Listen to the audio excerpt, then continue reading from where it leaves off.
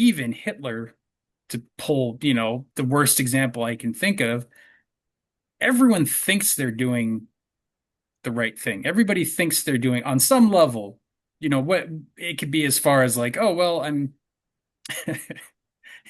I, I'm killing these Jews so I can stay in power, so I can feel powerful, so I don't have to feel weak because feeling weak makes me unhappy.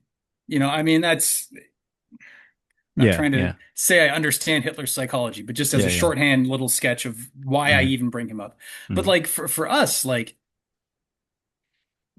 being aware of being focused on what I'm doing then shows me like is this resulting in what I want it to result in?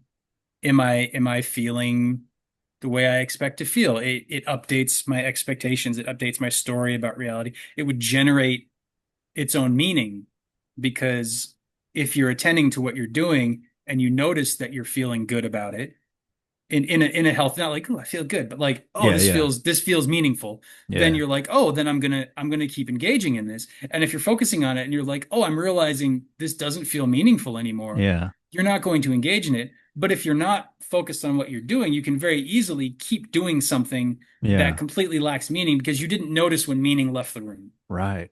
Oh, that's very profound. Yeah, you sort Yeah. of, and post hoc, because of whatever ideas, misleading ideas you have or society gave you or something like that, you could post hoc attribute some kind of meaning to it later on. Well, I'm making a lot of money, so Hmm. it's okay, even though I felt conflicted for the last 20 years doing that. Yeah, that's very good. It generates meaning. I think that's right. Yes. Yeah, Yeah. because you're seeing what it really is to you, and then you can, use that rationality to decide, what the next step is. Yeah. Yeah. Because if you like look at the example you just gave of like I I I felt something felt bad and I did it anyway, and it's okay because I made a bunch of money. So your happiness in that moment, you are equating having a lot of money with being happy. And there's probably some kind of psychological crosswire of like, well, money means power, money means security, money means I Yeah. can demand things. Security, power, and being able to demand things means my needs are validated and met by the world in the Right. way that they are supposed to be, which is true, Mm. especially as children. Like Mm. we're talking like infants, toddlers, 5, 6 year olds. Like Mm. those children should have their needs met and often aren't because their parents have their own neurotic issues, and that's Mm. just kind of standard for being human. Mm. But it becomes this break between like, oh, my needs aren't being met. So there's something true about having money be equating to having needs met, equating to being happy and being good and being genuinely in the world.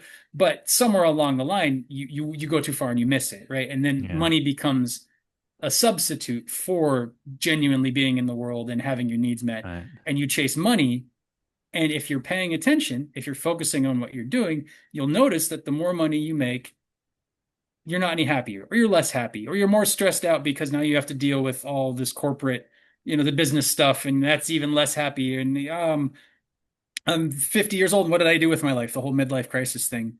Um, whereas if you're paying attention, you realize, wow, the more money I make, wow, I'm making money because it's okay and that makes me happy, but does it make me happy? Like you're present for that question to present itself to you, and then you're able to say, oh, well, no, I'm not. So, wow, money doesn't equal happy, and you have this flash of insight, and you change your life in accordance with that.